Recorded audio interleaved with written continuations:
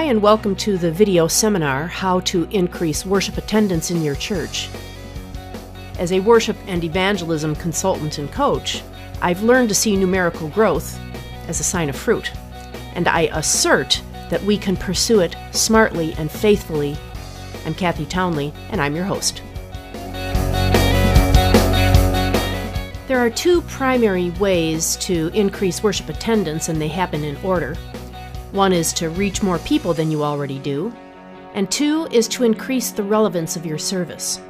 You'll see toward the end of this video why that sequence is so important. We'll start with reaching more people. One way to do that is through multiplication, which would be starting a new worship service. Some of you may eventually choose that option, but even if you do, you have to understand addition first, which is the other way to reach more people and the main topic of this video. Your existing service will grow by addition, and so will a new service as you're getting it off the ground. That's how the early church grew in the book of Acts, when God added to their numbers daily. So let's begin with 1 plus 1, by way of a sidebar conversation about attraction, which is neither addition nor multiplication. And yet that's the word everyone uses when they're talking about their service. They ask, how can we attract more people? How can we attract the young people? Unfortunately, attraction only adds up to subtraction and maybe even division. It seems like you're casting the hook, and no one is going to bite. The opposite of attraction is invitation. We follow God outside of the church building and into the neighborhood in which our church is located. We interact with those that live nearby and develop authentic relationships with them. We might even already have those relationships. These are the people we invite, friends and neighbors, to meet Christ through participation in Christian community, which includes worship. God adds to our numbers daily through partnership with us who are pastors and laypersons. The pastor is the primary inviter, leading the way into the neighborhood because it's authentic. You can't ask those that follow you to do what you're unwilling to do yourself. But pastors don't go alone. Everyone that follows Christ, and that is even just learning to follow Christ, is a spiritual leader within their own circles of influence. We never fully mature as Christ followers until we answer the call to go and baptize. That's invitation. Worship is a dialogue between you and me, our church friends, our unchurched friends, and God. God made us to invite others into the presence of Christ as the natural way we live our lives. So while one pastor intentionally and strategically spends about a quarter of his or her work week in the mission field inviting multiple persons into Christian community, multiple laypersons will invite one person, and then maybe one more, and then maybe another one again later on, as they interact in everyday life.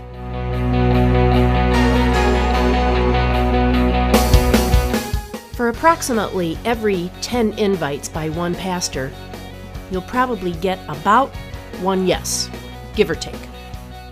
And God adds a few more here and there. When the pastor teaches laypersons to invite their friends, it adds up faster. So for every 100 laypersons who each invite one friend, you'll get about 10 yeses, plus those that are still saying yes to the pastor. The number of people inviting is increasing. Some will invite one person, some will invite 10, some will invite one person 10 times. At some point, it could become exponential, just like it did in the book of Acts.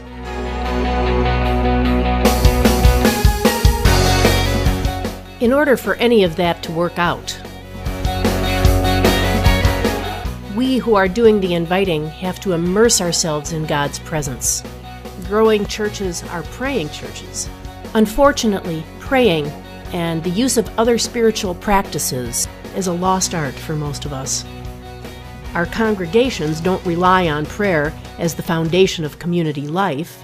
Most of us don't pray with discipline, and we're not asking God to increase our numbers through invitation. So the learning curve is not just to invite, but to pray to invite. And that's the point of convergence between authenticity and invitation, and the point at which we increase the relevance of our worship services. Relevance is about the relationship, and that's why we had to wait till the end to talk about it. Rest assured, if the service you're developing is not relevant to those you're inviting, they won't stick around. But invitation teaches us what guests care about. Now you can speak and pray about those things during the worship service. If you're leading your entire congregation to pray at a deeper level, they'll experience the public gathering at a deeper level too.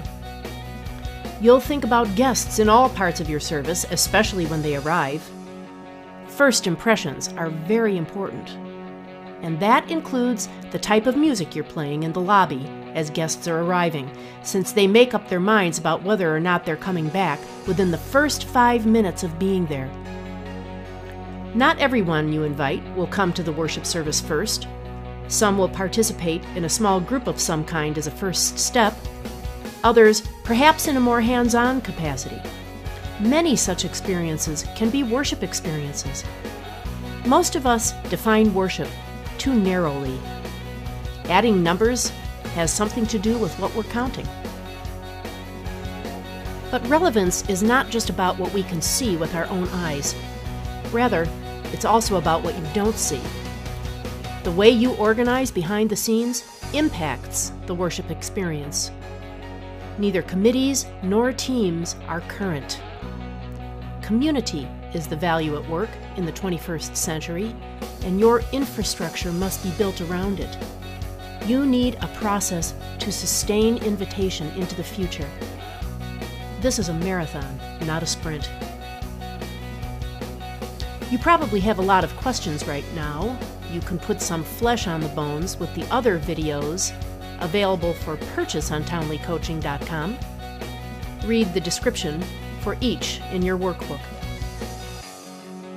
When it comes to increasing worship attendance, there is no way around invitation, no quick fix, no shortcut, no clever plan to beef up Sunday morning participation by having lots of kids up front so that everybody brings their relatives to see them perform, and now you have standing room only. Transformation is the approach that endures.